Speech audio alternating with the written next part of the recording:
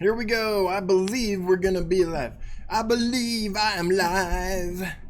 I believe, yes, I'm live. Hey everybody, I'm Dan, your friendly fishmonger from dansfish.com, and I'm glad to be here with you all on a Wednesday night. Welcome all. I'm excited about tonight's topic. It's something that I've been wanting to do for a while. So basically what I'm going to do tonight mostly is talk about how to make meaningful income breeding fish. And the reason I want to do that is because there's been a lot of videos made and a lot of instruction out there about how to breed fish for profit, which small scale, right? 1 or 2 tanks that usually it's like breed guppies in with maybe some plecos and cherry shrimp or snails, things like that.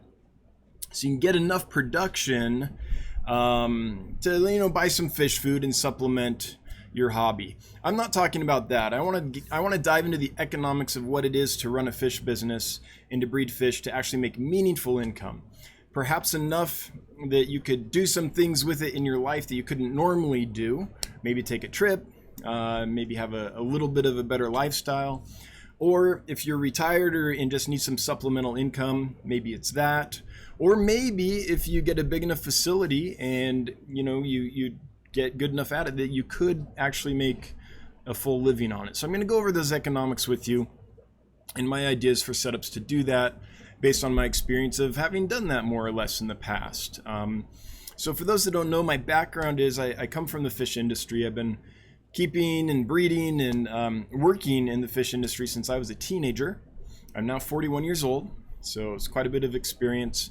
Mom and pop level, brick and mortar, large distributors as well, large online vendor. And I've seen the industry at pretty much every level, as well as, doing my own thing here with my own facility. And as I've been planning on expanding this facility and really diving into the numbers and spreadsheets and stuff, that supplemented with all the past experience, I believe I have something that might be interesting and fun to say tonight about making meaningful money breeding fish. So that's what I'm going to get into. Before I do that, I'm going to take just a couple minutes, this won't take long, to show you 2 quick updates at getgills.com, a great place to buy and sell fish.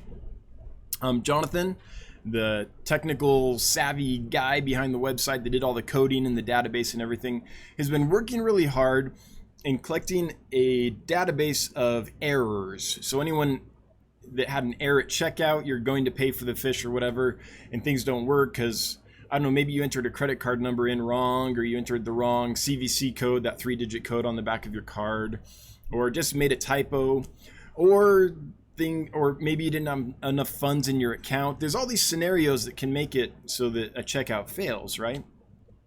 So Jonathan's been collecting those, and he spent the last while going through and cleaning up all the checkout stuff. So now if that happens to you, you don't just get an error that says server 500 error, and it's like, well, what happened?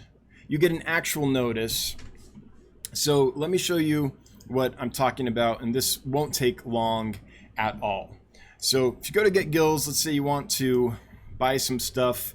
I'm just going to grab some stuff. Cobra Endlers from Pez Aquatics, maybe some, I don't know, Bioaquatics. By the way, I'm very excited that Bioaquatics has joined us. Thanks, Bioaquatics. Corey did a tour of Bioaquatics facility. He runs a fish farm out in Florida. And so did the Lucky Schmuck, who's, what's the name of the channel now? I've forgotten.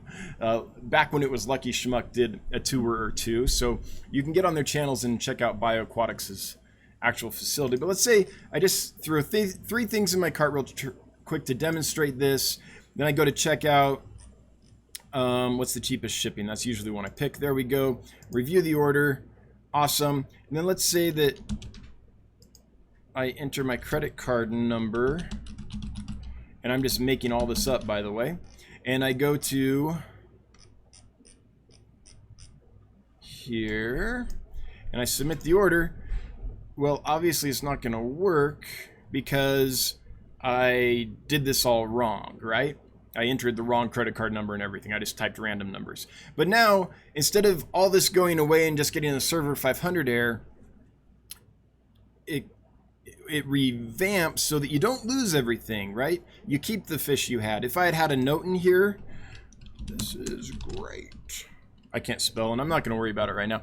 If I had a note in here, that would have stayed. So all the information that you have entered in your cart is no longer lost when there's an error. Instead, it takes you back to your order and says, hey, there was an error. Maybe re-enter the payment information or try again with a different card. So maybe there was a typo. Maybe there's not enough funds in that particular credit card account, you know, something like that. And then, so that's one error you'll get. And the main point is you don't have to start over. Like, man, I typed a big note to the seller. It's gone. All the fish I had in there are gone. My whole cart's gone. So it makes the experience a lot better. And then the last quick thing is there's also this other scenario. Actually, no, I think I showed you pretty much everything. Yeah, so that's what we've been working on, is making it so that the checkout process is smoother, and so that when there is an error, it doesn't make it just an absolutely horrible experience, right? Okay, now I'm going to transition into the main focus of tonight's live stream, which is it possible to make meaningful income breeding fish for profit? And I believe it is, more than just, hey, I can now buy a little food or supplement my hobby a little bit or buy a new tank. So let me put on my professorial hat and dig into this with you. And afterwards, I'm going to give the presentation. I'm assuming it's going to take 20 minutes to half an hour or so. I don't know. It depends on kind of how it goes. I've never given this presentation before. I practiced it, I've developed it, but I've never done it live. So not quite sure how long, but I'm guessing 20 minutes to half an hour. I'll go into it a little bit in depth. And then we'll open it up to questions like we always do.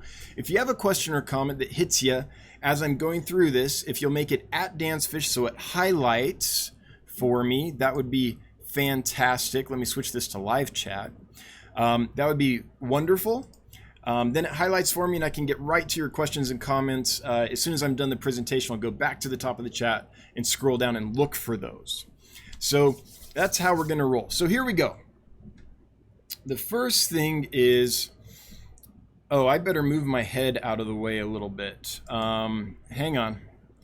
Let me transition and make me a lot smaller. I think I'll move me up here. Move where I am so that, okay, here we go. That's probably a little bit better. So the first thing is I really think it can be done. And let me show you how. The first thing we're going to talk about tonight, I'm going to talk about two major parts of how to actually breed fish to make meaningful income. The first one is selecting the right species. We'll go into all that. What species maximizes your space so that you can make as much as possible. And then the other thing is, how do you sell? Are you a farm selling to a wholesaler? Do you want to act as a wholesaler selling to a retailer? Or do you want to act as a retailer and sell directly to the public, to the end consumer? And there's pros and cons to each of those, and I'll break them down and tell you the one that I personally think works best. So we're going to dig into those two topics. And I think the best way to talk about number one, how to select a species to breed, is this. Let's look at this from the viewpoint of your local diner, okay? So each of these rectangles is a table. So in this particular diner, it's a small diner, there are 10 tables. So let's say that's their capacity, 10 tables. And then these yellow circles represent chairs. So if we look here, it's pretty obvious that the tables that make the most money are this one here, because it sits 6 people, and this one here. This one makes the least amount of money because it only sits 4 people, and these are 5 people each, right? So this is your median income. You get a little more from this table and this table, and a little less from this table. Now, there's some things to understand here, though. If these folks are eating a meal that only takes half an hour to prepare, I mean, it's a diner, so it's going to take minutes. But let's say for easy math, half an hour to prepare, serve, have them eat it, clean up, and get the next folks to the table. And this one is a meal that takes an hour to prepare, serve, get the folks out the door, and cleaned up for the next set of people. Then something happens that switches. Now this table's more profitable because we're serving a meal that is a quicker turnaround. So in the same amount of time, we can have 8 people eat at this table because we'll turn it twice in the amount we can turn this once.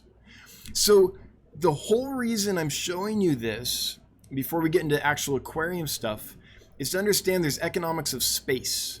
So in a case where you can have more people at the table, you can make more money. Another way to make money is have less people at the table, but you serve them a more expensive meal or a meal that has a quicker turnaround. So in the fish hobby, the turnaround would be the growth rate. How quickly does it take this fish to get from the point where it's spawned to it's grown up and ready to sell, right? That's the growth rate. Also is how fecund is the species? How often does it spawn and how prolific is it when it spawns? So those are all things to take into consideration because you have limited room in your fish room, just like a restaurant has limited room. So here's what I think a typical hobbyist's fish room or facility looks like. I hear all the time hobbyists say, man, I wish I could make a living breeding fish. And then I go to their fish room and it's like this. And by the way, there's nothing wrong with what I'm about to talk about, unless you're really trying to do this for a living. So here we have this 10 tanks, right? Now these tables are aquariums and we have fish represented in them. Now, this is a cichlid, these are roseline barbs, these are turquoise guppies. For the sake of this, don't marry the species to the tank. Look at the size, okay?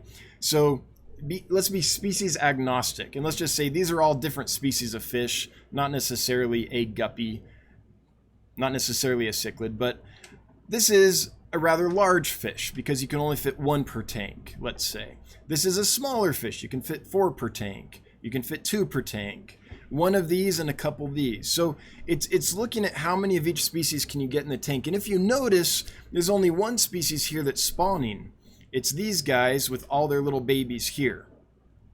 So the typical fish room, what happens is we're like, I want to do this for a living, I want to make some money, but then we get collectoritis. And we start filling the fish room with lots of different species that have lots of different demands because that's fun. And if hobby is the end goal, then that's totally fine. If profit's the end goal, though, then this is the death of most profit. And this is what happens, I believe, to most hobbyists who say that they want to have a profitable fish room, but then we get collectoritis and, oh, that's cool, I want to keep that. And, oh, that's cool, I want to keep that. And again, nothing wrong with that. It's just not very profitable because it's not maximizing your space. If you have a bunch of adult fish in all your tanks because they're awesome, or even not adult fish, if you have a bunch of different tanks full of a bunch of different fish, then you have no space to raise the fry and to incubate the eggs and to get production going, okay? So economies of space, how to use the space. And so let's look at this. How are we going to select the species that we want to breed since we know there's limitations on our space and what we can do in it? Well, the first one is the size of the species. And for me, I want a small species because I want to be able to raise a lot of them in a small space. If I have a 75-gallon aquarium and I'm doing flower horns, I can fit 1 perhaps in a 75-gallon aquarium at an adult size. If I'm doing, I don't know, killifish, then I can fit many, maybe a couple hundred in a 75-gallon aquarium, right? So if the flower horn sells for, let's say it's, I don't know, a nice flower horn, $300, okay? And I can get $300 out of that tank. That's the maximum gross profit I'm going to make out of that tank until that flower horn turns, right? Until I sell it and can raise a new one to go in there. Whereas if it's killifish, and I can fit 200 in there, and I can sell them, what's retail on a pair of killifish? So there's 200, so that's 100 pairs. Retail on a pair of killifish is easily 20 bucks. So that's a lot more. That's $2,000 that I've generated from that single tank gross versus 300 for one large fish. So I want small species. Fecundity of the species is important. I want a species that is going to spawn frequently, have large numbers of offspring, and that's basically it, I guess. That's fecundity. So I could do, let's say I want to do licorice gouramis. Beautiful fish, small, pretty high dollar value. The issue is they don't produce a lot of eggs. And when they do have eggs, they aren't necessarily going to spawn really frequently, right? So their fecundity is fairly low compared to lots of other species. This is why the majority of fish that are raised on fish farms, and the bread and butter fish, are things like barbs and tetras and lots of fish like that. Because what you can do, separate males and females. For a week, those females are going to absolutely fill up with eggs. The end of a week, you put them with the male. They have hundreds of eggs. You separate them for a week, maybe two, put them back together, hundreds of eggs, right? High fecundity. So that is why bread and butter fish, barbs and tetras and stuff, we can always find in pet stores because farms understand fecundity and they breed species that are highly fecund, right? And that's why the prices on those fish are very low. And that's also why the impact on their natural habitat's fairly low, because they're all being farmed commercially. Next thing is time to market, right? How quickly does it take the eggs to hatch and the babies to raise up? So rainbow fish, if you separate males and females and put them together every week, adult rainbow fish, you could probably get 100 eggs out of a pair easy every week. On a Melanitania species, say. You have 10 pairs, that's 1,000 eggs a week. It's probably going to be more than that, honestly. Highly fecund. However, their time to market is terrible. It takes them forever to grow. A rainbow fish isn't going to start to get any color for 6 months to a year. It's not going to develop full color for even longer. So that's why rainbow fish, even though they're peaceful, there's some small species, you can keep a lot in an aquarium, and they're highly fecund, are still expensive just because of their time to market. Their growth rate is slow. That brings me to the last thing, which is their temperament. You want, in my opinion, species that are peaceful. The reason is because then you can put a bunch in one aquarium, right? There are small species of fish that are highly fecund and grow quickly, but will tear each other to shreds. And so you can't, that's difficult because you're raising a batch. Trying to keep them all in a tank together is impossible. This is something like betta splendens, right? You have to jar them. And how many jars can you manage? It is much more cost effective time-wise to have one 75-gallon tank with a lot of fish in it, say 100, 200 fish that you're raising up, versus 100 to 200 jars with bettas that you have to keep everyone separate and change each jar out manually and feed and all that stuff, right? So what we're looking for is something that is small, highly fecund, has a quick growth rate, and is peaceful. Supply and demand, we'll get to that in a second. That's the other part. Once we have, say we have 10 species that we think can do all this, then we have to think about supply and demand because we have to move these fish. So we'll get to that in a moment.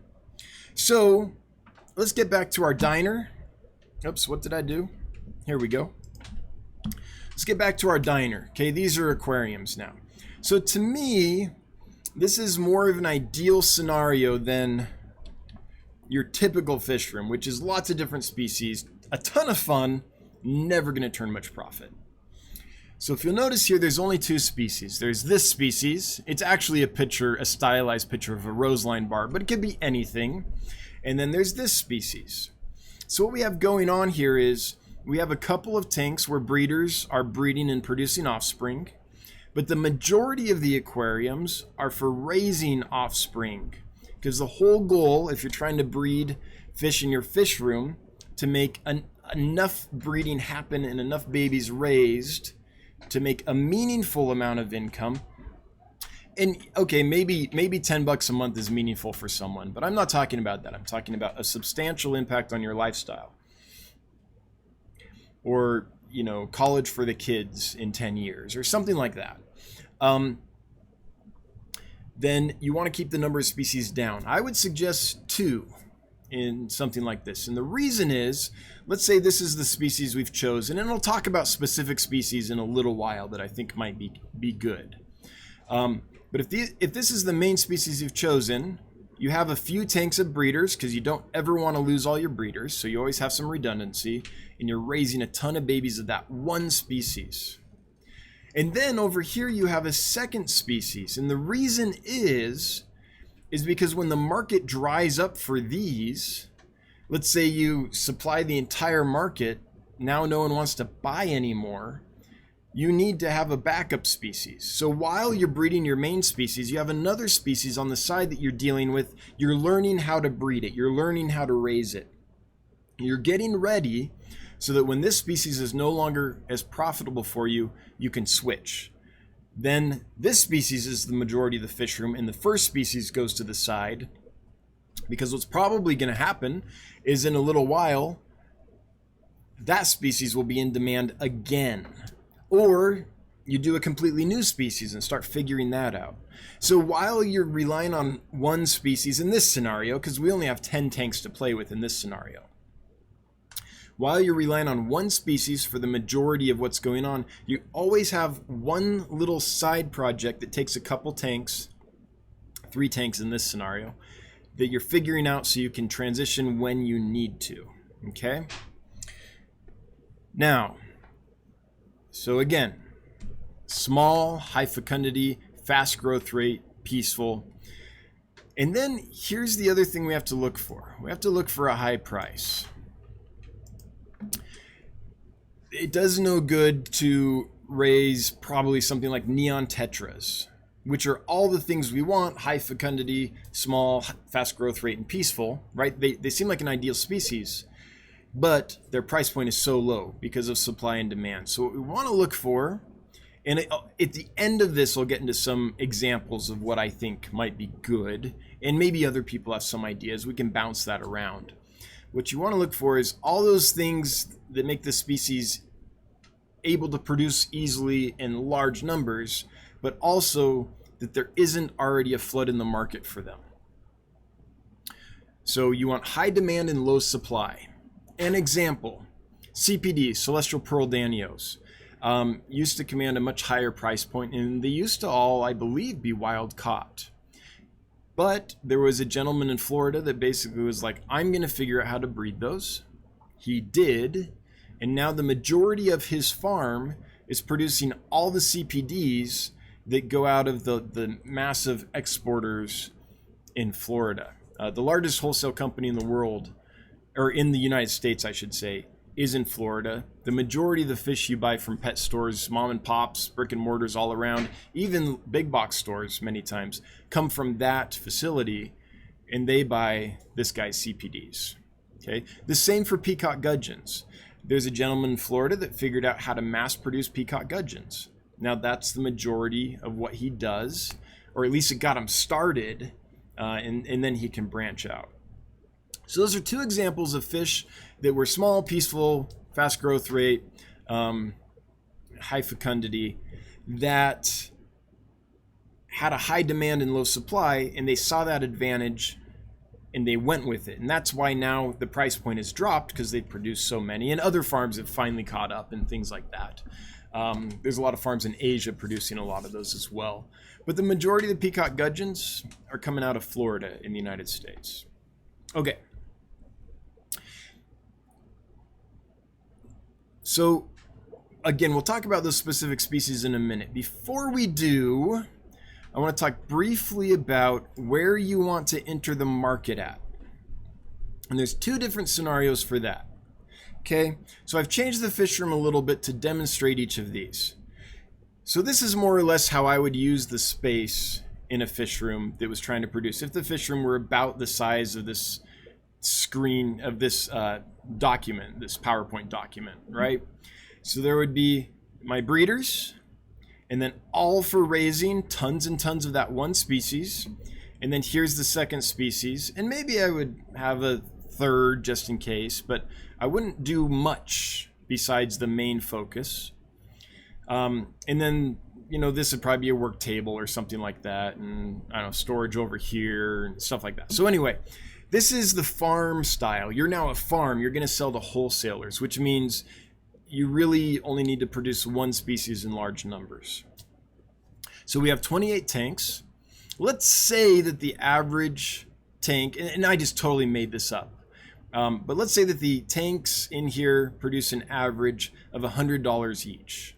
Okay, so the total profit, let's call it gross, each month is $2,800. Okay, again, I just made those up, $100 because that was easy math. Like that, it might be totally different depending on the species you choose. It might be a lot more, it might be a lot less. I'm going for easy math to demonstrate this. Okay, so this is kind of the farm model. You produce a ton of one thing if this is all the room you have. If you have a lot more room, you can produce a ton of many things. But in most hobbyists, we have a limited size fish room, right? Maybe we have a basement or a garage or something. So in that scenario, if we're going to be a farmer that produces enough to sell to wholesalers, we really only have room to produce a lot of one thing. So $2,800. Whereas if we set up for more of a retail, okay, 22 tanks. Did I get? Oh, it's 28 tanks. Sorry. I might have screwed that up a little bit, but here's the main point. That now the profit per tank is $250 per month. Why? Because if you're selling to the retailer instead of the wholesaler, you can sell for more. So I'm guessing the industry, I mean, each wholesaler marks up differently, but let's say that the industry standard is 2 to 3 times. So that's why I made this $250. That's 2.5 times as much as I had in here. So if a farmer sells to the wholesaler, they can sell it for $100. The wholesaler has their markup. Now it's $250, right? So if we have a couple tanks for brood stock and then raise some babies, different species brood stock, raise some babies, different species raise some babies, etc., then what we end up with is somewhere in this range, $5,500, right? So if we're a farm selling to wholesalers, we're going to make less in the same amount of space than we would if we were selling to retailers. And the reason we have more species as wholesale to retail is in order for a retailer to be interested, you're going to have more than one species because you're going to have to sell to lots of retailers if you're producing lots of stock. So the idea from wholesale to retail is that you have a large variety. So that's kind of the difference. So it would seem like you want to breed and sell directly to retail or maybe directly to the end consumer, in which case you could up that again. Let's say the average retailer's markup is 3 times. I mean, each store does it differently, but let's say that's an industry average. And I'm making that up kind of, but also kind of not. Around there, then you could make even more. But here's the thing. If you're a farm, you do many of a few species, $2,800 a month. Wholesaler to retail or to the end consumer, you do a few of lots of species, you make more. But the problem is this, it's distribution. If you're a farmer you're going to find a few wholesalers, and if you breed a lot of one thing, if you're the guy that cracked peacock gudgeons or CPDs, then all you have to do every month or every week is sell all your stock to 1 to 3 different wholesalers and you're done, right? You don't make as much, $2,800. The problem if you're a wholesaler selling to retail, or a retailer selling, if you're a breeder selling direct to the public and you're producing a ton, because you have to produce a ton to make enough money to make what we're talking about, meaningful, really meaningful income. And therefore you can only produce 1 or 2 species in any real high numbers. You're going to have a real problem finding enough retailers that want to buy those few species you have available, and you're going to have to do a lot of logistics working with them, finding them, and your typical retailer buys 1 to 12 of something often, right? They're not buying hundreds or thousands, and in this kind of setup you're probably producing hundreds or thousands, right? So even though wholesale to retail or breeder directly to the public makes more margin, you're probably not going to be able to move all your stock because they only need 12 of them and you've got 5,000 and they're like, I'll take 12. Like, does that make sense? So the distribution is the problem there. So the last thing I want to talk about before I open this up, well, I guess just to review, it's basically 2 things. It's knowing the economies of space and choosing species with that in mind. So selecting the right species, you can produce a lot of them quickly and they're in demand and can select a pretty high price point, right? That, and then where do you enter the market? And if you only have a few species, it's probably going to be you develop relationships with a few wholesalers and you can liquidate a lot of stock quickly that way. If you're chasing retailers or end consumers, first off, there might not, I mean, it's going to be hard to get them interested if you only have 1 or 2 things. And second, so much of your time and efforts can be spent on that, you're not going to have time to keep raising the fish that you need to do, right? So that's kind of the spiel. 54 punchy, 110 watching. All right, that's good for this little channel. That's good. So that's my basic thoughts on kind of an intro on how to do this. I mean, there's 3 or 4 of these in me that I go into detail on a different aspect of this, but how to raise fish for meaningful profit, not just for, you know, a little bit that you can trade for food or whatever. Now, economies of space doesn't mean that you have to have a bunch of small fish that command a high price point and you get a lot of them, they grow quickly. That's the easiest model. You could be the best at raising flower horns, and your flower horns go for, I don't know, $3,000 a piece because you've worked the line so hard and people know your name and you've won so many shows that people will pay that.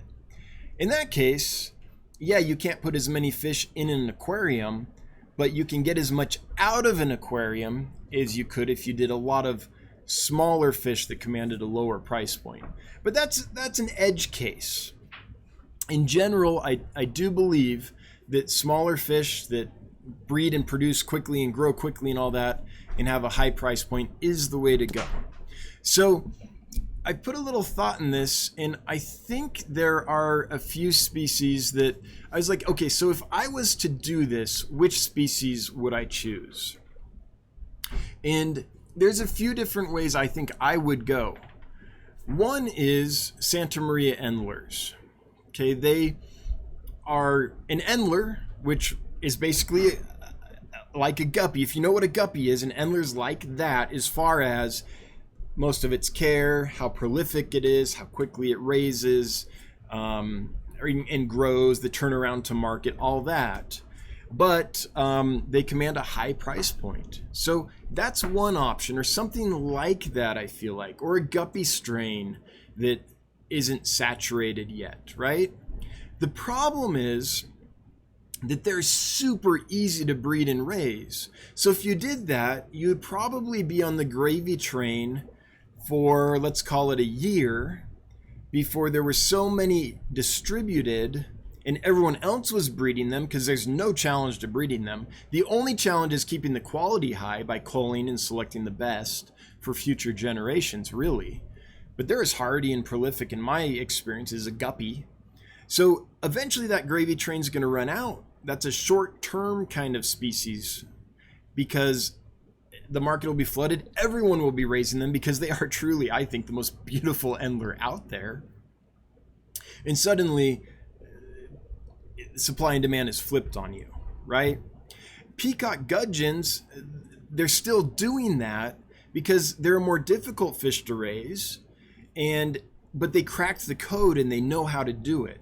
So even though they sell many peacock gudgeons every week, and they're all the things you could want in a prolific, small, easy, hardy, quick to market kind of fish,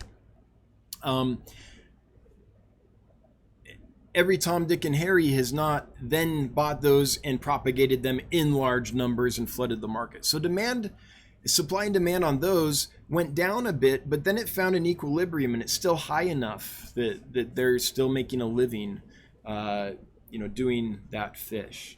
So yeah, I think something like Santa Maria Endlers or a fancy strain of guppy that isn't out there yet, but that everyone wants, could be a gravy train for maybe a year before supply and demand flips on you. So that might not be the right kind of fish to do. It might seem like it, and if you're okay with short term, yeah, but you better have something in the wings that's just as easy and beautiful and all that, and that you've tested and you know there's a market for, to switch to as soon as that dries up. I think what I would do is probably killifish, and I don't know which species. There's a few. I might do any of the fundulopanchax. Almost any of the fundulopanchax are going to be super prolific, grow quickly, be beautiful, high demand, charge a high price for them, relatively speaking, to many other fish. So those might be a good one. Blue Galaris I love. Blue Galaris get a little bigger though. I've also thought of Aphyosemion striatum. Gorgeous little fish, meets all the requirements, pretty prolific fish.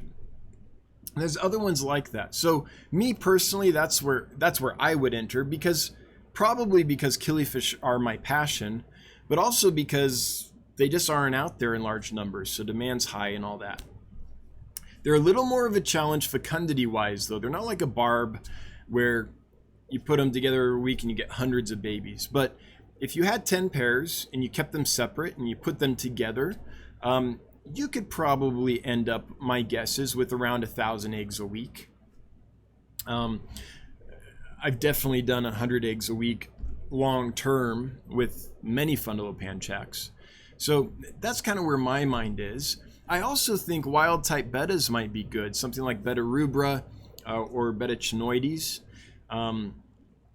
Because even though they're not as prolific and stuff, they don't need to be in a big space. So if you had a rack of like 2.5 to 5 gallon tanks and you kept one male in all those tanks and you had a couple tanks of females, say 20, 30 females, and you bred, removed the female, the male incubates the eggs, he spits them. Once he spits them out, you remove him to a new 2.5 to 5 gallon tank. Let him recover for a week or two, depending on how fat he is and his condition, and then spawn him again. It's not the highest fecundity, but you can fit a lot of male betta rubra in a small space and use the rest of the fish room to grow out lots of babies. So those are a couple that popped in my head. They might not be the best. The best would be like a new species of barb, or something that is all those, that's as easy to breed and raise and as fecund and prolific and high growth as like a rosy barb or a golden barb, right? So if you can find a species that's just new, then that would be awesome. So anyway, those are my thoughts about breeding for profit, but for meaningful profit, and kind of the principles that I can consider when thinking about this. And by the way, I have done this before grad school. I did this, and I didn't make millions, but I made a substantial enough amount that it greatly enhanced my lifestyle. And I wasn't focused on it 100% by any means. It was a side thing. It was still a hobby, but it was something that I did and made decent money on. So I know it can be done. And if I had a larger space and had focused on it completely, I could have ramped it up a little more. And I know a couple people who have paid their way through college breeding like blue Gularis, for example. So it definitely can be done. I just think most of us have collectoritis, and instead of wanting to focus on one thing, we want to have fun and focus on lots of things, which is totally fine. Again, it's just not that profitable. So those are my thoughts. With that, I'm going to scroll up and see what people thought. It's a little bit, I feel a little bit of like sticking my neck out talking about this, just because. Oh, another one that could be good is angelfish. Not any angelfish. It would have to be a kind of angelfish that is still new enough and nice enough that that it's not flooded the market. But if you could find that newest, latest, greatest morph of angelfish, or if yours are just so much better than anyone else's, you can make good money on something like that. Okay. I'm on live chat. The top comment I see, though, is Dom1042. Hey, Dom. Says, I was not expecting a PowerPoint-like presentation. That is nice. I'm glad you liked it, but makes me think I'm missing some chat, because that can't have been the top. There had to have been some discussion before I started the PowerPoint. So if you left a comment or question before that, please repost it, because I literally cannot scroll up any higher in live chat than that. Jeff Chambers, I went to the wholesaler this weekend with a guy from the fish club. He got $550 credit in angels and rainbows. Yeah, that's pretty awesome. Although that's credit, I'm talking cash. But yeah, that's not bad for a weekend, right? That could definitely, let's see here, you do that 4 times a month. That's decent. That's decent. Terrence Blayton, I made it. Hey, Terrence, I'm glad you made it. By the way, quick shout out to my main moderators, Bob Kaler, Candy Overhauls, 54 Punchy, and wherever he is in the world, Lumpy Dog. Appreciate you all. The next one I see is Michael Mentworth. Breeding is pleasure, not for profit. Oh, I got to turn my mic down. I'm like way in the red when I laughed there. Whoops. I'm never going to live that one down. So for those that missed it, last week's live stream had this humorous happening where the hashtag that came out of it is breeding is pleasure. You'll have to watch it to get all the context. All right. MJ Aquatics. Hey, Dance Fish and Fish Fam. Well, hello, MJ Aquatics. Glad you're here. Chewy LTD. There is so much to be considered when it comes to making a profit or making a living in breeding fish. A lot of variables come into the factor. Market size versus costs of goods sold per, etc. Yeah, it's there's a lot of things to break down, and this is just kind of scratching the surface. But I think that those are principles that I think a lot of people, I see a couple things. A lot of people are like, I'm going to breed for profit, and they get this fish, say it's I don't know, discus or something. And they think that because it has a high price point, therefore they'll make profit on it. And it's got to be, that's just one part of the equation, right? Or I've seen people that are like, I'm going to breed tons of guppies and make a ton of profit. But the guppies they have are just general run-of-the-mill assorted guppies and things like that. And I'm like, yeah, you're going to make tons of guppies, but when you go to sell them, you're going to find that you're not going to get much for them. So there's a lot to consider. For sure. Jeff Chambers. So Pseudomugil luminatus would be a good species to breed. Small fish that go for like $20 and breed a lot. I don't know if luminatus would be the best for profit just because they're notorious for eating their eggs. But Pseudomugil fricatus would be decent. However, it doesn't have a super high price point. But there's other Pseudomugils out there that you never see in the hobby. those would be good. Ivan Staffi would be great. It's hardly ever available, and I just put an order in for some. I hardly ever see them though, and they're just as prolific and hardy as Fricatus or as Signifer, the more common pseudomugils. Kanye, I think I'm saying that right, is another species of pseudomugils. There's lots of them out there, and the only ones that are frequently available are what? Fricatus, Signifer, Luminatus, not super common, but starting to make an appearance steadily, and Gertrude, also known as Aru2 often, right? Those are kind of the only ones, but pseudomugils, there's lots in that group. In fact, there was one the other day on the list and I almost brought it in, but they were so expensive. But if I was breeding for profit, if that was what I was doing, I probably would have gone for it, because I think at the price they were selling those for, they would have retailed at something like $100 each or something. And by the way, I'm talking about I'm even skipping the wholesaler, right? At that price when I think about the retail. So those might have been worth a shot. If you can get your hands on a really nice strain of rainbow fish from like Gary Lang or something, those might be good. You have a higher growth time, yes, but they'll command a pretty high price. That might be worth looking into. Although I think Melanotanias generally have too long a growth period to be super profitable. But pseudomugils, yeah, easy to do and grow a lot quicker than your Melanotanias. Their time to market is similar to that of some killifish. They're quick growing. Rice fish would be good, I think, too. Rice fish are just barely touching the market. Some of the neat Medaka species, some of the Japanese color morphs and things, they're just not here yet. So if you can get your hands on those, they're super prolific, they're hardy, they're easy to raise, all those things that we need. They're small.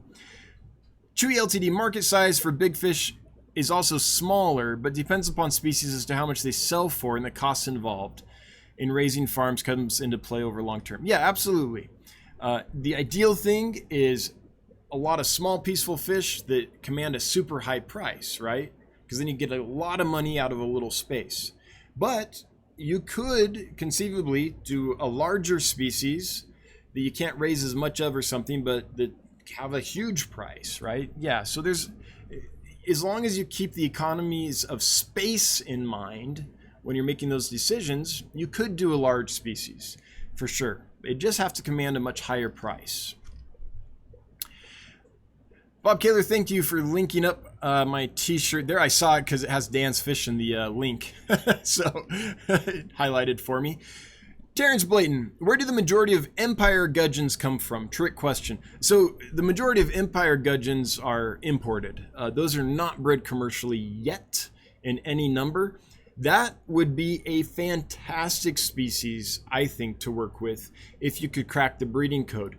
The challenge for those is that their babies are super undeveloped. So they basically come from salt water, right?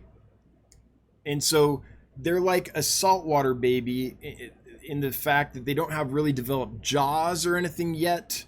They have to feed on super tiny microorganisms, and they can't even like close their mouth and grab them. They kind of just have to swim around in a soup full of them, and they just get in their mouth. So they don't need salt water, by the way. I have that directly from probably the premier authority on Australian fishes at this time. Maybe not the premier, there's a couple folks in that league, but a scientist, a professor, and his life's work is studying fish in detail. There are definitely populations of empire gudgeons that have no access to salt water. They're too far from the ocean. They have no way to get to the ocean. So salt water is not necessary, but there's still that challenge of how the heck do you raise those fry. But if you crack that code, that might be a good fish to do. Like Preston John, he just cracked the Congo puffer, right? So he's churning out tons of Congo puffers. It was a challenge. Puffer fry are difficult to raise. They're tiny, they need specific foods, they need lots of live food. So it's a challenge, but he figured it out. And even though that's not a fish that you are going to have 200 adults in a 75 gallon, they command a very high price point, and there is a massive market right now for them that isn't even close to being satisfied. So yeah, I think the Empire Gudgeons are kind of in the same line as that. If you could crack that code, I think you could do it. But right now, they're all imported, which means there's an opportunity there. 120 watching. That's not bad for this little channel. Thanks, everybody, for being here. Not sure how we got so many, but if you're liking this, if you wouldn't mind taking a moment to like, share, subscribe, hit notification bells, all that schmazz, that would be most appreciated. No pressure, but for those that want to, the offer's out there. The offer? The request, I suppose. Chewy LTD. I would think that plecos could be one of the fish species that could earn a lot of money for space in regards to space and price point. Maybe. But how many of the expensive L number plecos do you know that breed regularly and that have large spawns? Let's take a zebra pleco. That might be a good fish to do, but it takes a lot of space, so you can't get a lot in an aquarium. They're very slow growing. You're a couple, 3 years before they start breeding. Their spawn size is fairly low. You might get a couple dozen eggs out of them. I mean, someone here might be like, hey, I got 40. I don't know exactly the number, but it's not super high. And so you could, but you'd have to command a much higher price point, right? Which is why zebra plecos are expensive. But those same principles, I feel like, go for a lot of the different L number plecos. Now, that being said, I am not an L number pleco expert by any means. That's one of my areas where I know enough to sound like an idiot, right? I don't know enough to actually know what I'm talking about. But I know that about the zebra pleco.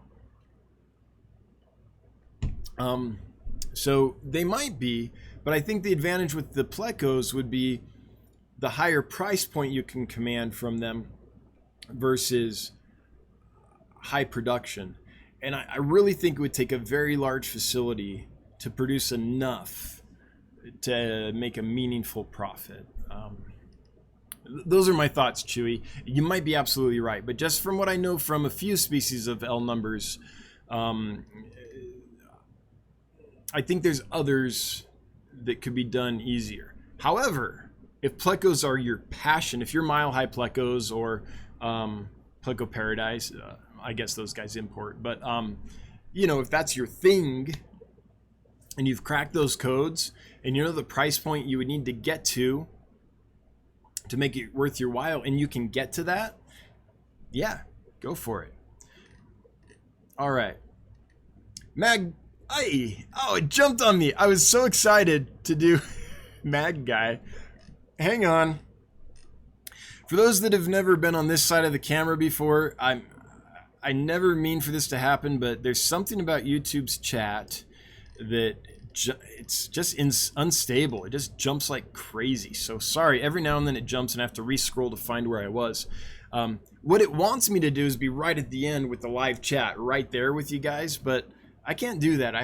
It takes too long to reply meaningfully to the comments and questions for me to just be down there all the time. So 44 Mad Guy 1. Hey Dan, great info. I've been watching the African butterfly cichlids that I bought from you. One is getting bigger than the other. Is this a sign that they are male and female? Thanks. It could be. Sometimes it is. If his endocrine system kicked in and now he's bulking up, it could be that's the case. But it also could be that just one's getting a little more food or was a little further along than the other one and has just hit a natural stage of growth where they're growing quicker. But if I was a betting man and I had money to burn, I would make that bet that that's probably a male, the quicker growing one. It doesn't necessarily mean that the smaller one's a female. It could be a subdominant male. But the one that's growing up really quick, my money would be on a male. That being said, I'd have to look at that species. Just going from the top of my head, yes, I believe it's the male that gets bigger than the female in that species. There are some where it's the reverse, But I think that's right.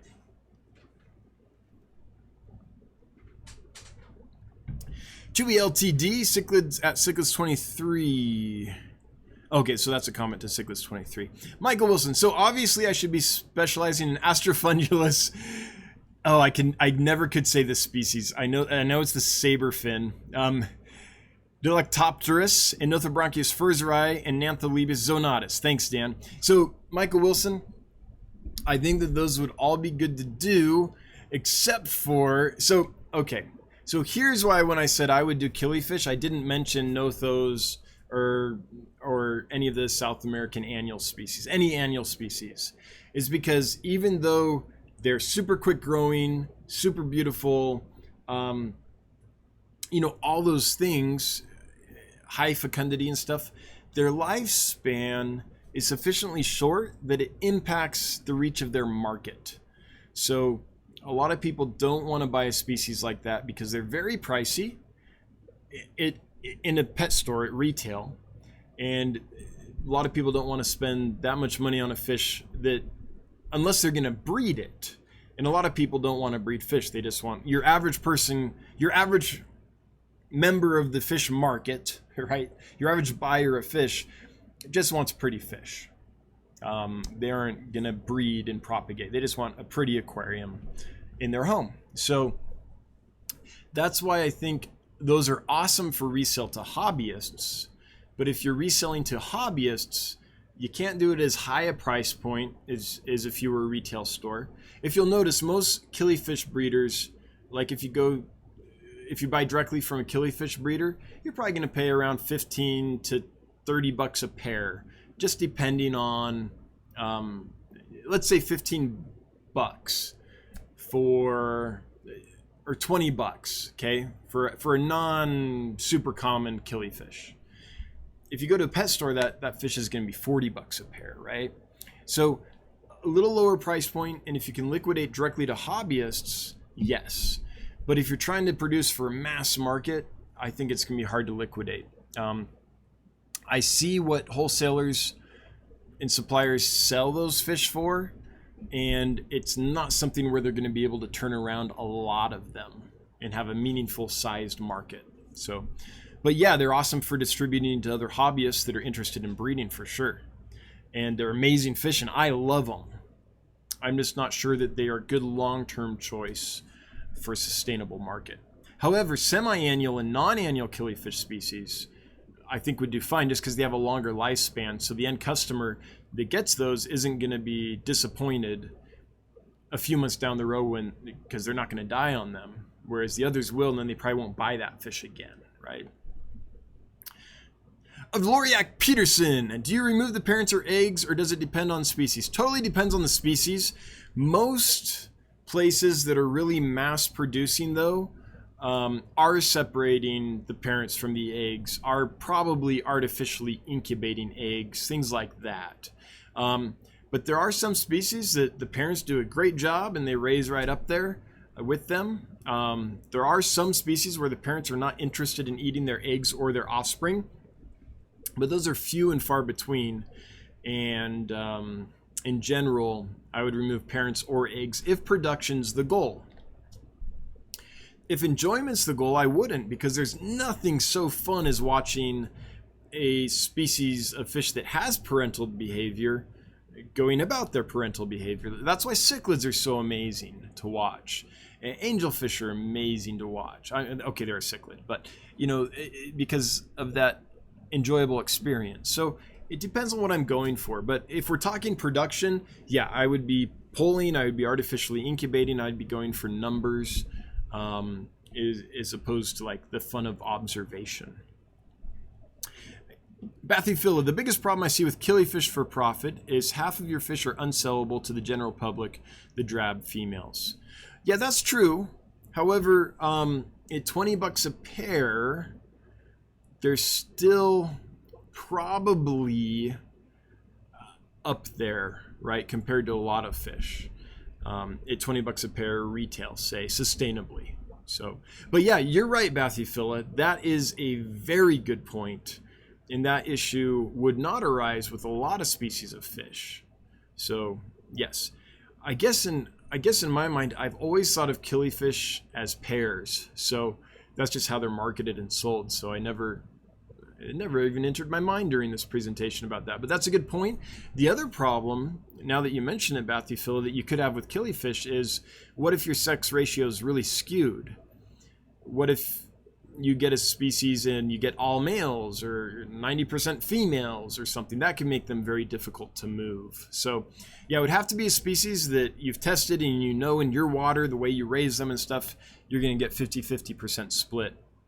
And so you sell them as pairs. But you're right. The general public is not going to be interested in buying a female. That's a very good point I hadn't thought of. Yeah. Against the flow, my peppercorns laid a ton of eggs today. Congratulations. I'm following your protocol that you use with albino cory eggs. I don't have any live food cultures. What do I feed once they are free swimming? If I did not have live food cultures, I would use Repashy. I would make some Repashy. I'd take a little bit out. I would kind of squish it a little bit so that it's kind of flat and not quite as solidly adhered together. And I put that in there, and I would try that. I've never tried that. I've always used live foods, but if I had no live foods, that's what I would try. And the reason is because it's going to stay stable in there for a long time before it falls apart and is difficult to clean up. So I put that in there in the morning. At lunchtime or whenever I could get back, hopefully lunchtime, I'd take it out, do a water change, put in a new piece. When I got back from work that evening, I would take it out, do a water change, put in a new piece. Before bed, I would take it out, do a water change, not put in a new piece, not overnight, right? So the Repashy, I think, is a way to keep food in front of baby fish constantly without having the problems you have with powders and other things where the food just kind of disappears and it makes it hard to clean up. So that's my thought. I've never done it. I don't know if it would work. I've always started them with live foods and then moved them to Repashy gradually. But that's the place I would start. I'm sure other people here have bred baby Corydoras without live food. If so, would you chime in? Let us know what you used. Maybe crushed up flakes, maybe some powders. I'm not sure, but let's see what other folks did. That might be useful information for you against the flow. Michael Wentworth, gotta go fly airplanes. Work sucks. Thanks for the talk. Nice to hear from someone that has been involved at multiple levels in the hobby. Hate to bail out early. Have a nice night. Well, thanks, Michael. And yeah, that doesn't sound like the worst job in the world, going to fly airplanes. Have fun. Bon voyage or whatever. 54 Punchy, thank you for demonstrating how to get my attention with an @Dan's Fish, so it highlights so I see you. I appreciate that. Real stinks. $500 a month can be life-changing for some of us. Yes, absolutely. Absolutely. Sure. That's security, that's savings, that's you can do a lot with $500 a month. You can expand your fish room and then make it $750 a month. And then expand and make it $1,000 a month, right? Yeah, there's lots you can do. The Chubby Guppy shrimp are for sure a good option. Yeah, I didn't get into that, but shrimp might be good. I don't know shrimp very well, which is probably why I didn't get into it, but I know you can raise hundreds and hundreds of them in a single aquarium. I know they go for a good amount of money, and they have babies, roughly every month or so, so shrimp might be a good one to do. Absolutely. I just don't know enough. I haven't done it enough for it to be on my radar, so to speak. But yeah, for someone that knows what they're doing, I'm sure that shrimp could be a great option. The Fish Tank Barn, speaking of breeding, finally have Limia fry, Limia perugiae. Awesome. Have enough algae for the fry to hide. Congrats, man. I'm glad to hear that. And Limias are another good one. Perugiae, Nigra fasciata. There's lots of wild type live bearers out there that are prolific and hardy and all that might make a good project. Gadiids would be harder just because they're not as prolific. They grow slowly. They have babies a lot less often and all that. They do command a slightly higher price point. But Gadiids would probably be good to do for conservation and for fun and some profit. But I think something like the Limias are as prolific for me as like swordtails. And Limia nigrofasciata is my most profitable aquarium here in this facility. They just keep cranking out babies like crazy, and I can't produce enough to keep up with the demand. So, and I mean, literally hundreds and hundreds of babies are produced in that thing every month. And they go for 15, 20 bucks a pair, which is not bad. Chewy LTD, okay, yes, Chewy agrees. Rare live bears would be a good fish to breed. Yep. Some of them are cares. Absolutely. Okay, so we're agreeing. Ken's fish, RO2, hard and take a lot of time. Yeah.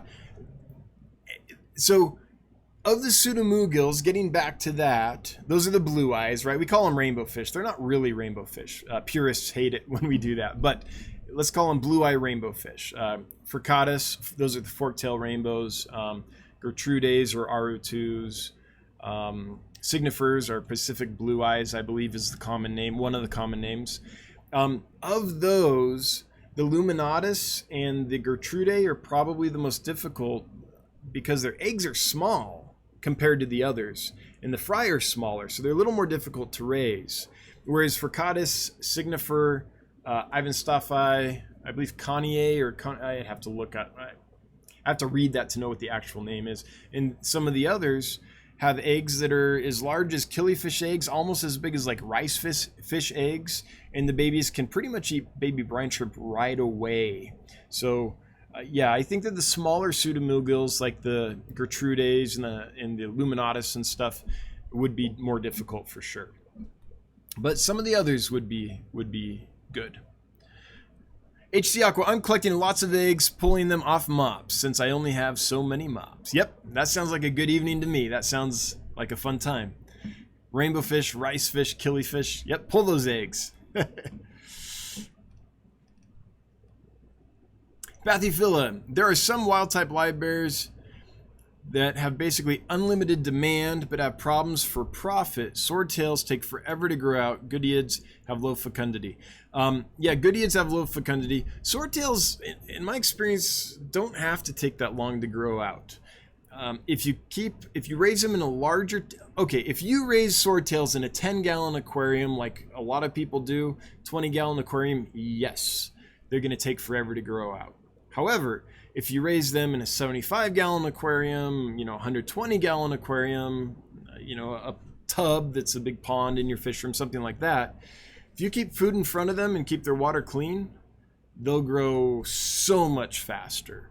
And that's why they're still super cheap on the market, because the farms know this. So the farms that breed them raise them super quickly, and that's why they're super cheap at the pet store.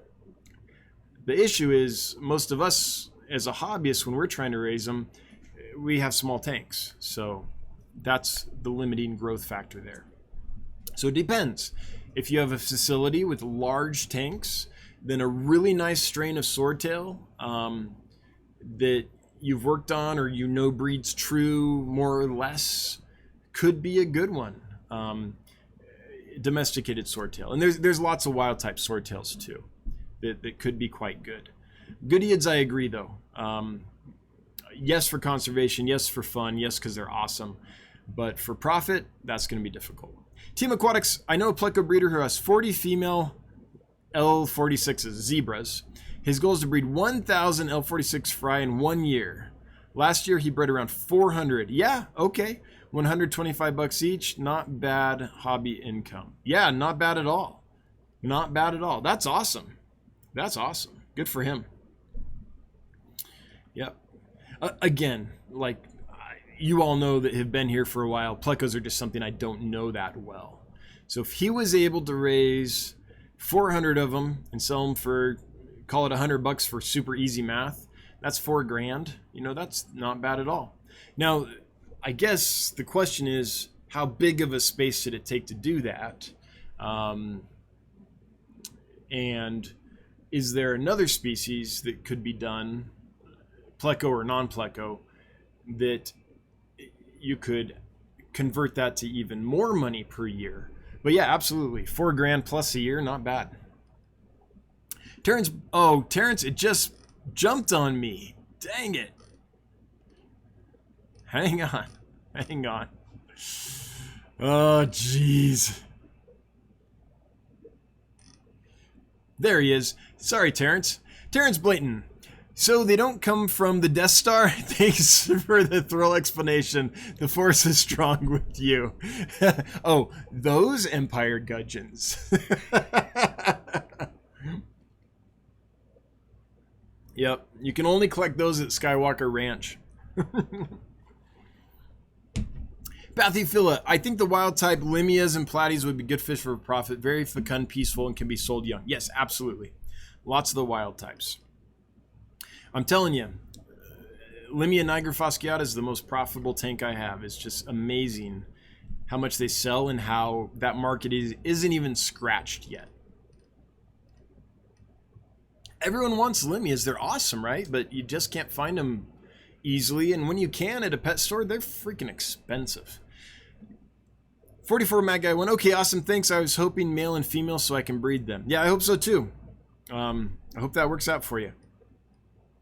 And by the way, if you have a male and female, odds are they're going to breed for you. They're a pretty prolific fish. And yeah, hopefully that works out for you. But I think it will. If you ended up with a pair.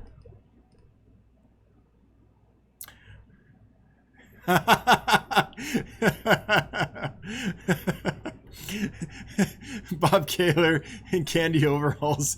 Thanks for promoting the t-shirts.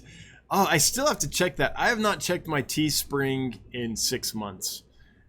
If I go there and there's like $1,000 in that account, that's going to be awesome. That would be great. Bathyphila, maybe think Aphanius Mento would be a good profit killie. I just raised my first juvenile and was surprised how fast they grow. I think a lot of the Aphanius would be good to a point. They're prolific, they grow super fast, they're hardy and all that. The issue can be, I mean, you can get away with a big group of them in an aquarium. The issue is they're a little more, I don't want to put this, maybe a little more pugnacious than your average killifish. So they might not be able to be combined with as many other different kinds of fish as, say, an Aphyosemium striatum. So there might be limitations a little bit on what kind of fish can be kept with them. But they're not horrible by any means. So if that's taken into account, they might be a good one. They are beautiful. The other issue with Aphanius, I guess, when I'm thinking mass market wise, besides they kind of they'll nip fins on fish with long fins and things like that for sure. In my experience, maybe yours is different, but that's been my experience. But the issue with Aphanius is if you have a big group of them in an aquarium, only one, maybe two will color up, right? You're going to get one really dominant male that's all juiced up and doing all the breeding and controlling the whole aquarium. And so retailers are going to find they can only really sell one or two per tank, like one male or a pair maybe. Otherwise, what's going to happen is a customer will go, they'll buy a bunch, they'll put them in their tank, and then they'll be like expecting all of them to color up and be beautiful, and that just won't happen. So that's a bad end customer experience because their expectations are not going to be reality. So that's the other problem I see with the Aphanius species. That being said, I think any Aphanius is an amazing fish to sell directly to other hobbyists. They're in demand, they're great. Other hobbyists, know things about them that won't create that disappointment factor that you would experience in the general market with your general person that has just a pretty tank in their living room, right? So I think they could be good, but probably not for like an operation that wants to produce many, many thousands of fish and sell them directly to, say, a wholesale facility. Bathyphila, for killifish, if you could figure out how to skew your sex ratio to males, it may be beneficial. Yeah, that's right. And there are some species like that killifish hobbyists actually hate it when this happens, but where the sex ratio, they'll get almost all males all the time. And it's a problem because if you're a killifish hobbyist, you want pairs, because you're into breeding, and all the other killifish hobbyists that you're going to distribute them are into breeding. Distribute them to or into breeding. But you might be right. If the general public might just want pretty killifish males. Yeah, you might be right. Of course, if it's too skewed and you gradually, after a few generations, run out of females, then you're done. You just can't produce anymore. Chewy LTD, what are some of the costs in raising fish? Electricity, food cost, footage space, some marketplace. Yeah. So there's lots of costs. And I have a video on just what it costs to build this facility out there. I forget what it's called. If there's a mod that's wouldn't mind if you'd post that video below to at least know kind of what it costs to build this thing. I can't remember if in that video I put my electricity and water bill and all that or not, but you're right. There's the food, there's the electrical, there's the water, there's the heating. In this fish room, that's a gas bill. I use a gas furnace. Yeah, but you can kind of, if you already have a fish room, anyone that has a fish room or a few aquariums, you can calculate, if you keep track, what you're spending every month on that, and that'll give you an idea of, in your specific instance and in your house and how you keep aquariums and fish and things, how much the cost is. And then you can kind of extrapolate and be like, well, if I was to do 3x the number of aquariums you currently have is world peace, right? Then yeah, you can extrapolate that. But you're right, Chewy, there's lots of costs, and I'm in the thick of it. I have this calculating all these costs for potential investors and everything. I mean, any business is pretty involved. Yes, I love this. The Fish Tank Barn went back to Grand Rapids and picked up some Giardinichthys metallicus. I love that fish. And some more goodeids. Yes, that's one of my favorite live bearers ever. I love the Giardinichthys. Oh wait, that's not Giardinichthys. That's Giardinus. Is that the black chin live bearer? That's the one I was thinking. Let's see if I was right. That's the one that popped in my head. Yeah, I believe so. So we're talking about this guy. Yeah, the black chin live bearer. It's not Giardinichthys is the one I was thinking of. I guess this is a different genus that's just spelled similarly. But yeah, these guys are one of my favorite live bearers. I've kept them and bred them, and they're absolutely fantastic. And I think something like that would be a great option. Cichlids23, Illuminati, what? Yes, Cichlids23, you are one of us now. Did you not know that? Luminatus, Pseudomugil luminatus. Tech Turtle's off to bed. Well, Tech Turtle, thanks for being here. Hope you have sweet dreams. Tech Turtle, oh, didn't quite leave. Oh, saying hi to everybody. Okay, well, hi and bye. I'm glad you could join us. And I totally get the bed thing. It's important. TM Aquatics. Oops. It jumped on me. So the guy that turned out a bunch of zebra plecos, he uses his 22 by 24 foot garage as his fish room. He also breeds a bunch of different plecos, L numbers. He also breeds red Bulu point cichlids. Cool. That's amazing. That's amazing. Cool.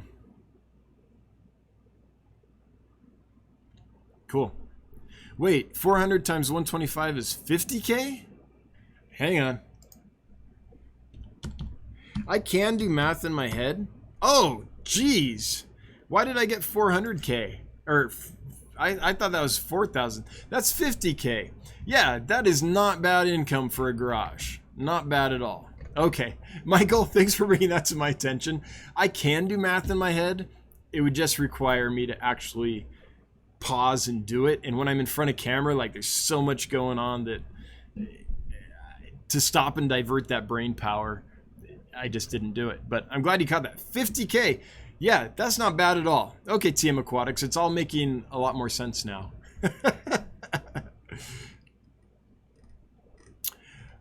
Is a 10-gallon good enough for guppies? Says L Flower 1 stars. It didn't highlight, but I just happened to see it. Yes, definitely. You know, you can raise a certain amount in a 10-gallon aquarium for sure. Chewy LTD, between working in a pet shop and paying rent and part power for my fish room growing up. I was able to have more in the hobby and a 60 tank fish room, but rent at home is different. Yeah, mortgage, sure. Bathy Village, Gerard Nicthes is a cool Goodea genus, yet critically endangered in the wild, rare in the hobby because they can't take temps above 70 degrees Fahrenheit. Yeah, there's one of those that I really like that has like just the massive extensions on the fins and things. I forget the name of the species exactly, but the Gerard Nicthes is one of my favorite genuses. But I do like that black-chinned libear a lot as well. Cool. All right, so hopefully that was interesting for folks. You know, it was a little more formal, that presentation, than what we typically do. I hope there's good information in there.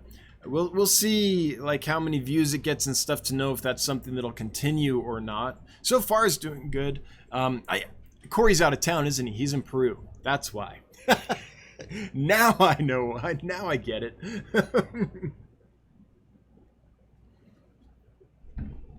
But anyway, folks, I want to thank you all for hanging out. In a few minutes here, I'm going to go ahead and shut down the live stream. We've been going for an hour and 22 minutes, and we've reached the bottom of the chat, which means we've probably reached kind of the natural endpoint for the discussion of that topic. So if you have a question or comment that you do want to discuss right now, list it below. It can be on breeding fish for meaningful profit, or it can be on anything else aquarium hobby related. If you have that stuff, drop it and we'll continue the discussion. If that doesn't happen, that's fine. We'll wrap things up a little bit.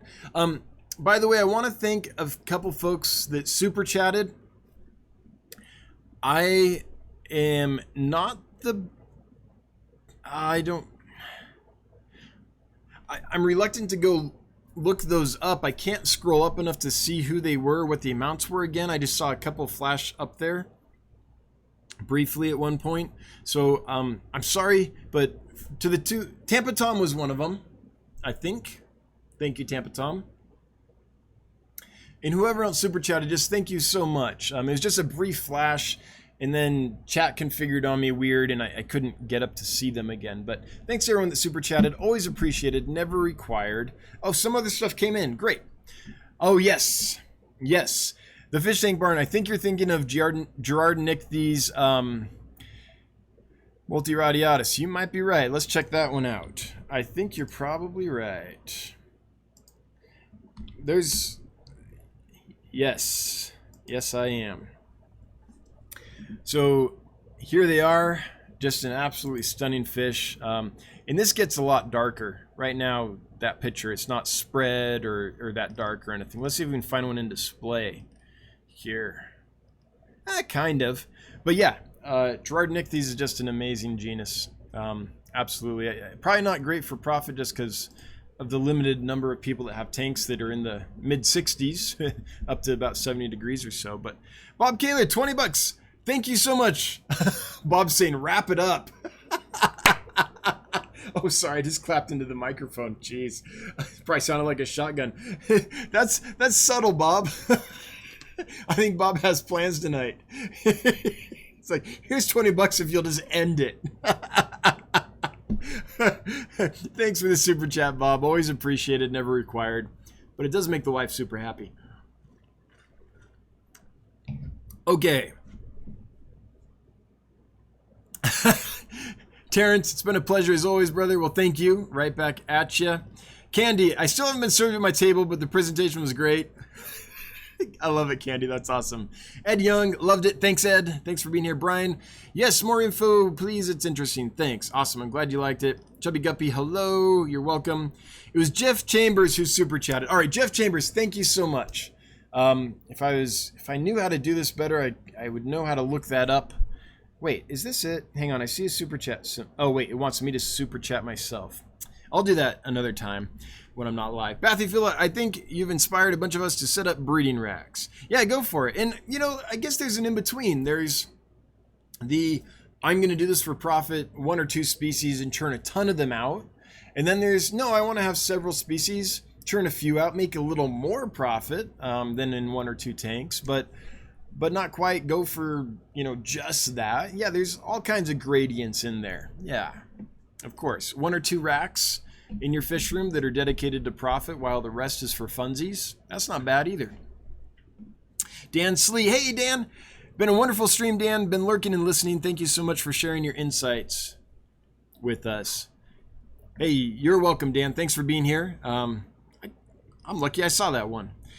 Okay, folks are saying, good stream. Terrence White, you should try to get memberships going soon. Tougher to do a live than it appears. Yeah, sometimes it is. So Terrence, I've seen others do memberships. I'm just not gonna do it. Maybe, you know, if the channel grows to the point when the channel grows to the point where some differentiation makes sense, maybe I will. But I don't want to. At this point, it doesn't make any sense to me to do some content for everyone and some stuff that's only for members. And I feel like I would feel that I had to do that in order to justify memberships. And I don't want to do that, right? I want to do everything and make it out there for everybody. There might come a time when the channel grows where I look and I'm like, okay, it makes total sense now. There's enough people that would want that, and I should do that. But I don't know if I will ever get, I don't know, even if I got to 1 million subs, let's say. Woo, there's the dream. Even if I got there, I'm still not sure if I would want to do separate content for people, just, you know, for monetization purposes. I just don't know how I feel about that. So, but I appreciate that. Thanks for the suggestion. And yeah, and I've thought about it. I'm just not quite there. Oh yeah, Bob Kaler, congrats on 6K subs. So we did it. We're a little over 6K subs now, which is awesome. So thanks to everyone that subbed up and helped make that happen. Keith 74.6N $10 super chat. Thank you for the knowledge. Hey Keith, thanks for the super chat. Greatly appreciated. Never required, but greatly appreciated. And it does make Brenda super happy. Okay, last couple and then we'll end it. Although, I don't know, the longer I talk, the more these super chats roll in. I'm joking. Tree LTD, yes, it's been a wonderful stream. Thank you for the aspect of my question in general to help teach the whole factors involved in really making a life off the fish hobby. Yeah, there's other videos out there in how much it costs to build a fish room. I can't remember if I have operation expenses in there or not. I think I might. I have to look into that, Chewy. It's been a while since I made that video. The Chubby Guppy, thank you for keeping it open to all. Yeah, for now, that's what I'm doing. Rob Twert. I'm sorry, I totally butchered that, Rob. Rob Truewert or Treewert, maybe. I'm going to go with that. Rob Treewert. Opinion on Golden Wonders for profit. I would not do Golden Wonders just because they're being farmed already in massive numbers. So their price point is fairly low. But I would totally think about the wild form of that species, which is called Aplochilus lineatus. Let me just show it to you real quick. This is an amazing fish. And it's almost disappeared with the rise of the Golden Wonder. However, I do know a couple people that have got some wild types in recently. So this is the Golden Wonder, right? It's the gold morph of this fish, Aplochilus lineatus, which, call me a purist, I don't know, I like a lot better this wild form. It's absolutely stunning. It's been a favorite in the hobby for generations, literally. It was one of the earliest killies to come in and be propagated successfully. And now it's super hard to find. This nice striping on the females, and the males get that just brilliant coloration. It's not a great picture, but you get the idea. And now it's almost impossible to find this wild form because the Golden Wonder has taken such precedence. So I wouldn't do the Golden Wonder, but I would definitely think about the wild type. They're not quite as prolific, and they don't grow quite as fast as a lot of the Aphyosemians and Fundulopanchax can, but they would be worth looking into and testing and seeing what exactly is the turnaround time and in figuring that out. I mean, I would love to see them come back in a big way, and they're just almost gone. Jeff Chambers, $5. Hey, thanks. Congrats on 6K. Don't get too big too quick, sir. Well, I'm definitely not. I've been doing this for a while, and we just broke 6K. So I'm not skyrocketing like some of the other channels have. I'm not, doing any hacks, and I would love it if there was a massive YouTuber in town that I could be like, hey, help me out, and they would feature me, and then suddenly I would get 10, 20 subs, 20,000 subs or something like that. But that's not the case. So yep, I'm just grinding it out, man, grinding it out. There's another one. Chicks and flicks, breeding is pleasure, grinding it out. I think those are the top the top quotes so far from my live streams. Brian, bleeding is hashtag breeding is pleasure last week, and now 6K this week. Correlation? ? All right. Hey, thanks everybody. We're gonna cut it here. I appreciate you all that super chatted. Thank you so much. Thanks to my mods for doing a great job. Thanks to anyone that asked a question or left a comment so we could make the chat lively. All you that were just chatting among yourselves, having a good time, that's awesome. That helps people feel engaged. And all you lurkers, I'm with you. I feel you. Have a wonderful evening. We'll see you next Wednesday, 7 p.m. Mountain Time, same bat channel. And if you haven't subbed, liked, subscribed, or hit notification bells, that's always fun. All right, talk to y'all later. Thanks.